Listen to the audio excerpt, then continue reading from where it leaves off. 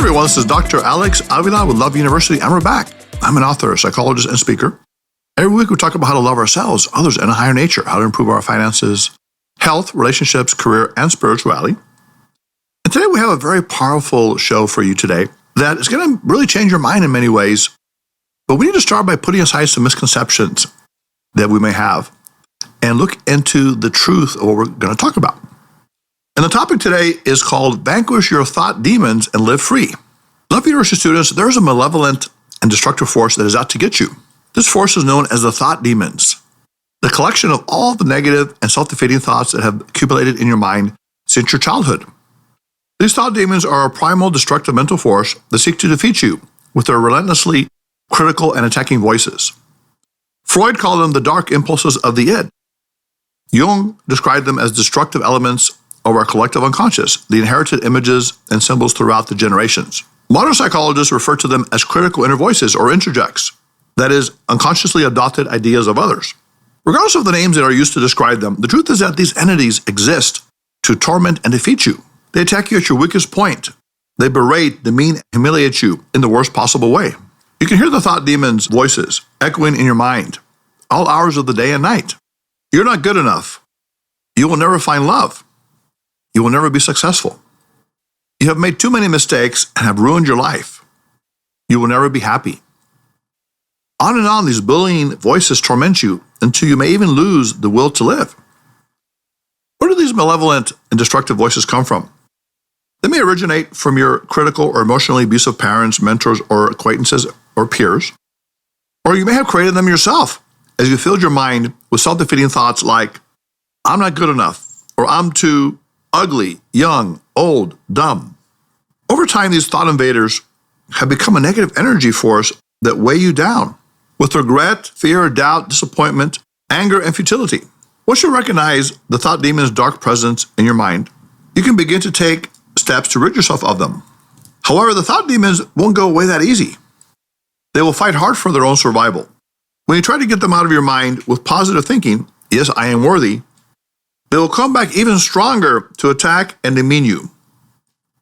No, you're not worthy. I can point out half a dozen examples of when you failed miserably. You're going to fail again. You're a loser. One of the thought demons' most clever tricks is to try to convince you that you need them. What would you be without us? Because they have been with you for a long time, they try to persuade you that you are used to them, that you can't live without them. In reality, you can live well and happily without the thought demons. Think of them like a pair of old, worn-out shoes that you've had for a long time, but you never got around to throwing away. In the same way, you've probably had the thought demons in your head for many years, perhaps since childhood. Although you may have become used to them, they are neither your friend nor a comfort to rely on. They are merely a distraction and a detrimental element in your life. The best approach is to discard the thought demons just like you would throw away old shoes that fill up your closet space in your home. When you toss out useless thought demons, you clear up the closet space of your mind so you can fill it up with valuable thoughts such as love, compassion, peace, and joy. Although thought demons may initially appear powerful and real when they infiltrate your mind, remember that they are neither real nor powerful. Thought demons are nothing more than a pseudo-false mental image of your life that only appears real because you allow their presence to exist in your mind. Their power only comes from the attention you give them. When you withdraw your focus from the thought demons, their ability to control and manipulate you will vanish into thin air, like a hot air balloon released from its string. Now, one important thing you need to keep in mind as you start to master and defeat the thought demons is that there is no friendly thought demon. That is actually a myth. One of the biggest tricks of the thought demons is that they try to convince you that they are your friends. They will tell you that they know exactly what you need. For example, if you're on a diet and trying to lose weight, the fat failure thought demon will try to infiltrate your mind. The fat failure thought demon is a thought that wants you to get fat and stay fat, coaxing you to eat things that are tasty but bad for you. When you see the pecan pie in the refrigerator, it will lure you by saying, go ahead and enjoy that pie. You deserve it after a hard day at work. You can always start your diet tomorrow. However, if you give in and cheat on your diet, the fat failure thought demon will keep pushing you to give up on your diet.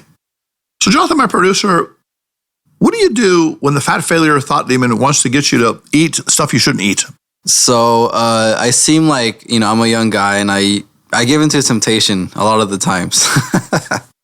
So Jonathan, food-wise, what is your temptation? What is that one food that you just give into, even though you know you shouldn't eat it? I guess overall just fast food just in general, especially like, if I were to hang out with friends or coworkers or something, it's like, oh, let's get some chicken nuggets or something. It's like, how can I say no? So Jonathan, what is a fat failure thought demon that destructive inner voice tell you to lure you into doing that, eating that bad food? And how do you feel afterwards? Yeah, my fat failure demon is just another temptation, just like other temptations that we have to deal with daily. So Jonathan, the thought demons, and again, they have individual ones. It could be fear, it could be anger. In this case, fat failure thought demon. They want to keep you forever stuck in a self-defeating mental pattern. So you're unable to make progress in losing weight, in this case, or changing any bad habits that you have. But don't fall into the trap. Recognize the truth. Thought demons are not your friends. Although they lure you in with the promise that food tastes good, and so what, I blew the diet, so I might as well just eat the whole package of things. Don't listen to that. What you need to say is that these thought demons are your sworn enemies. Because they've been with you for a long time, for many years, they may seem familiar to you. And you may mistakenly see them as friends, but they're not. In reality, the thought demons are bitter adversaries that attempt to sabotage your well-being and happiness. Their only real purpose is to destroy your mental hope and harmony. At first, when you start to separate yourself from the thought demons, they will try to make you feel uncomfortable. They will make you feel lonely as they attempt to lure you back. How can you ever live without me? They ask you. When this happens, you need to resist the impulse to go back to the self-defeating thought demons. Instead, you will mentally pull yourself away from the thought demons. You will decide that no matter how much they plead for you to stay, you will get rid of them. The pleasant surprise is that the more you move away from the thought demons, the lighter and more pleasant you will feel. You will realize that they never really wanted to help you in the first place. You didn't really need them. As a result, you will become more peaceful, harmonious, and powerful. So, Love University students, how do you defeat the thought demon or demons? How do you eliminate them from your mind? Well, there's a way to do that, and there are certain steps you can take. The first step is to, first of all, identify the voice. Identify the critical inner voice that torments you on a regular basis, whether it's fear, anger, regret, sadness, or even the fat failure thought demon that we just talked about. In a journal, pad, or notebook, write down the thought demon that is bothering you right now. Give it a name. You can also draw them with a color that represents their particular nature. For example, you may have a money failure fear thought demon that tells you that you will always be broke. You can draw her as a skinny green goblin who is complaining about a lack of money and how the world is going to collapse on you because you don't have enough money. Make it look like a cartoon so it loses its power to scare or intimidate you. See it as a loudmouth, powerless, temporarily invading entity that has no real power to harm you. Step 2, speak to the voice in the second person. Once you've identified what the voice looks like, your next step is to realize that it has nothing to do with the real higher nature you. Instead of obeying the voice when the money failure fear makes you say, I'm a loser with money, you will reverse it on them and say, you are a loser with money. In other words, you are saying the thought demon is the loser with money, not you. When you do this reversal, you recognize the voice as a weak alien invader that is separate from you and has nothing to do with the real you. It is powerless to harm you. By separating your essential and authentic nature from the voice, you will begin to free yourself from the imagined limitations it tries to impose on you. You will recognize that you are much greater than the puny and mean-spirited voice that tries to infiltrate your mind. You are powerful, loving, and joyful. And finally, talk back to the voice. Once you have a clear picture of what the voice looks like, feels like, and sounds like, and how it tries to hurt you, it's time for you to act. You will talk back to the voice and regain control over your mind. You will tell it, I am smart, I am talented, I can make as much money as I want and use it to help myself and others. I am stronger than you and I will make you disappear. By doing this, you can begin to regain your inner power. At first, the voice will resist you. It knows that you have become comfortable with its tone and words. It will try to make you feel weird or lonely without its constant negative chatter. Yet if you persevere and keep instilling positivity into your mind, you will find that the voice's strength will weaken. Soon the voice will be a ghost from your past, and you will have complete command over your thoughts and emotions. And Love University students, one of the strongest antidotes to the thought demons is to develop what we call your love voice. The love voice is a part of you that is loving, that is powerful, that gives you self-confidence. The love voice is the healing part of your mind that says, yes, I can do this. Yes, I'm worthy. Yes, I can succeed. It consists of all the positive and loving thoughts that you have experienced or are experiencing, including gentleness, peace, and compassion. Your love voice is a perfect antidote to the darkness and negativity of the thought demons. When thought demons threaten to overtake your mind, you can access your love voice. You can think of the love you have for your love partner, children, family members, friends, and pets. You can think of the love you have for your work and hobbies, and for the charitable or humanitarian activities that you participate in. You can think of all the good things in life, the majesty and grace of the higher nature, the beauty of nature, the love between human beings, the adventures and experiences you have enjoyed, and the great things that await you in the future. With the love voice strong in your mind, you have nothing to fear, regret, or feel sad about. You will be cheerful, joyful, and confident. Now, here are some tips for developing your love voice. First of all, do something that brings you out of a negative space. For example, you may have a thought of anger at a reckless driver who cut you off.